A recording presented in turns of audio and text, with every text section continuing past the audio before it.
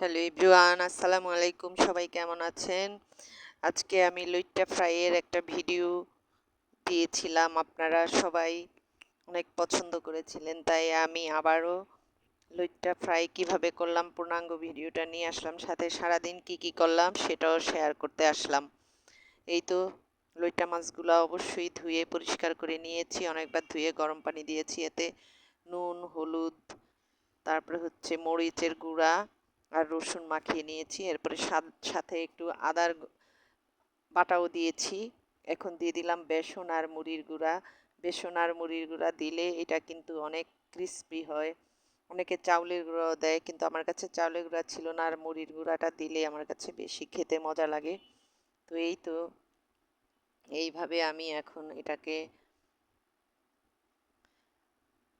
পরিষ্কার করে নিলাম। সাথে পাঙ্গাস মাছও ধুয়ে মেখে নুন হলুদ মরিচ মাখিয়ে নিলাম। যেহেতু মাছগুলা একবারেই তেলে দিব, আগে থেকে মাখিয়ে রাখলে এইভাবেই রান্না করতে ভালো হয়। আমি এইভাবেই সবসময় রাখি, চেষ্টা করি এভাবে এগুলাকে মাখিয়ে পরিষ্কার করে। এই যে দেখুন রেখে দিয়েছি একদম সুন্দর করে। কিছুক্ষণ নুন হলুদ মরিচ মাছের মধ্যে ঢুকবে, তারপরে আমি চুলায় চলে যাব। এখন চুলায় আছে ভাত। চুলা বলতে এখন তো গ্যাস থাকে না, জানেনই কষ্টের জীবন আমাদের। তাই আমরা এখন কি করি, ইন্ডাকশানে বা রাইস কুকারে রান্না করতে হয়। অর্ধেক রান্না করলে দেখা যায় কারেন্ট চলে যায়, তখন বাধ্য হয়ে এ, রান্না অফ করে দিতে হয়। সময় মতো সবাইকে খেতেও দিতে পারি না, কারণ একটা চুলায় কোনো রকম। আগে তো গ্যাসে একটু কম সম হলে ইন্ডাকশানে করছি, রাইস কুকারে এখন তো কোনো উপায় নাই, একসাথেই সবগুলাতে করতে হয়। সেই জন্য খুব সমস্যার মধ্যে যাচ্ছে। গ্রামেও তো গিয়া পার্মানেন্ট থাকার মতো অবস্থা নাই। আমাদের কর্ম হলো এখানে, তাই এখানেই থাকতে হবে যতই কষ্ট হোক আর যাই হোক। তো আপনাদের সাথে কথা বলতে বলতে সুন্দর করে মাছগুলাকে মাখিয়ে নিচ্ছি। তারপরে এই যে কয়েকটা তেলে দিয়ে আমি দেখছি যে ঠিকঠাক হচ্ছে কিনা। যদি হয় তাহলে এভাবে দিয়ে দিব, না হলে এগুলাকে আবার আমি ডাবল কোড, মানে হচ্ছে আবার আমি এই যে কিছুটা বেসন আর ব্রেড ক্রাম্ব রেখে দিয়েছি, সেগুলাতে চুবিয়ে চুবিয়ে এখন দিব। এখন এই যে মনে হচ্ছে যে ভালো ক্রিস্পি হয় নাই, তাই এখন এই যে বেসনে দিয়ে দিয়ে আবারও আমি তেলে দিচ্ছি। আসলে ভয়েস দেওয়া অনেক কষ্টের ব্যাপার। একবার ভয়েস দিয়েছি, দেখি যে ভয়েস আসে নাই, তাই আবার দিচ্ছি। আল্লাহ জানে এটাও আসবে কিনা বা কোনো সমস্যা হবে কিনা, বুঝতে পারতেছি না। আল্লাহর নাম নিয়ে শুরু করলাম। তাই এখন এই যে সবগুলাকে আমি দিয়ে দিচ্ছি। ভাজতে অনেক টাইম লাগে, যেহেতু নরম মাছ অনেক সময় ধরে ভাজতে হয়। এদিক দিয়ে সময় চলে যাচ্ছে। এক একজন এক এক টাইমে, আমাদের বেশিরভাগ সময় একসাথে খাওয়া হয় না, কারণ এক একজনের এক এক টাইমে থাকে। আমি তাদের অনুযায়ী সাজিয়ে দিয়ে নিজের নামাজ গোসল, এরপর ফেসবুক এগুলা করে পরে আমি খাই। বেশিরভাগ দিন তাই হয় আমার। তো এখন এই যে আপনাদের সাথে শেয়ার করার জন্য আবার ভিডিও ধরা লাগে। ফেসবুকে না হলে কি ভিডিও দিব, বাইরে গিয়ে আর কি ভিডিও, নাচ গান তো করতে পারি না, তাই কি ভিডিও দিব। ফেসবুক মামা তো ভাইরালও করে না, এই জন্য হয়তো। আসলে ঢাকায় যারা থাকে বেশিরভাগই কর্মসংস্থানের জন্য থাকে, নাইলে এই অসুস্থ প্রতিযোগিতা, অসুস্থ সব কিছুতে মানুষ ঢাকায় কেউই হয়তো থাকতো না। এই তো আপনাদের সাথে গল্প করছি আর আমি আমার কাজ করছি।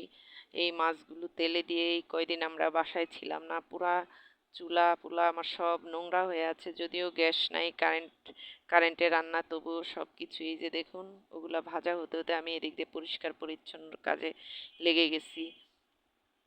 আসলে ভাড়া বাড়িতে থাকি, তাই বললাম জীবনে যে কত মানুষের বাসা পরিষ্কার করলাম।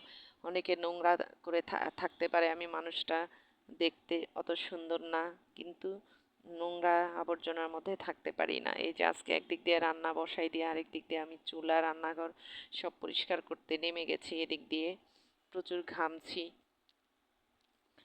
তারপরে হচ্ছে এখন এই যে দেখুন এই বেসিনের কলটা আমার সারাদিনে হয়তো 100 বারও কাজে লাগে, হাত ধুই সব কিছু করি, তাই এটাকেও পরিষ্কার করে নিচ্ছি।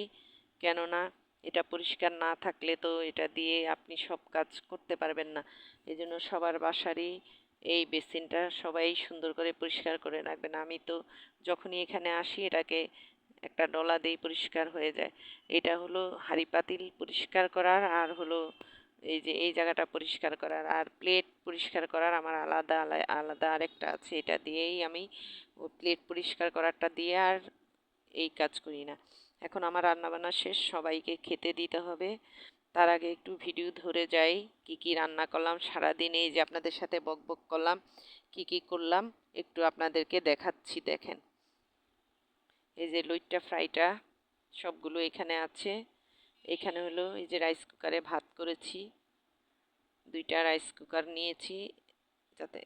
আর এইখানে হলো ছোট মাছ রান্না করেছি আলু দিয়ে, আর হলো আমড়া দিয়ে চচ্চড়ি করেছি। কেননা বাচ্চারা বেড়াতে টেড়াতে গিয়ে মাংস টাংস খেয়ে ওদের একটু অরুচি হয়েছে, তাই আমড়া দিয়ে ছোট মাছের চচ্চড়ি করলাম।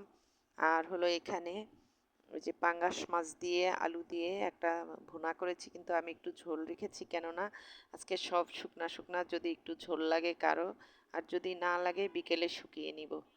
এই তো রান্নাগুলো কেমন হয়েছে সবাই একটু জানাবেন, আর পারলে একটু লাইক শেয়ার কমেন্ট করবে। এই যে বড় ছেলে খাওয়ার সময় হয়ে গেছে, এখন তাকে আমি খাবার দিচ্ছি। আমার গায়ের জামা কাপড়ের দিকে কেউ তাকাবেন না, আমার গায়ের জামা কাপড় সব ভেজা আছে, কাজ টাজ করতে করতে সবই নোংরা আবর্জনায় ভরে গেছে। তাই অনুরোধ রইল, এত কষ্ট করে আপনাদের জন্য ভিডিও বানালাম, সবাই একটু লাইক কমেন্ট শেয়ার করে আমার পাশে থাকবেন। কেননা আমার 2 বছর হয়ে গেল, ফেসবুক মামা আমাকে 2 বছরের অভিনন্দন জানাইছে। আমাকে যে ফেসবুক মামা কত রকমের অভিনন্দন জানায়, শুধু ভাইরালই করে না, এটা একটা হাসির ব্যাপার। তবু পড়ে আসি, নেশা বলতে পারেন। আর যাই হোক, পেজটা খুলেছিলাম নেশার কারণেই। এখন হয়তো বলবেন তাহলে পড়ে আছেন কেন? ওই যে আশায় আশায় যদি ভাইরাল হয়। ধন্যবাদ আপনাদের সবাইকে কষ্ট করে এতক্ষণ আমার ভিডিওটি দেখার জন্য। ভালো থাকবেন সবাই। এই যে এক নজরে আমার অফিস রুম বলে আপনাদেরকে একটা ভিডিও দিয়েছিলাম, আসলে সারাদিন তো এটাতেই থাকি। এটাই মেয়েদের অফিস রুম।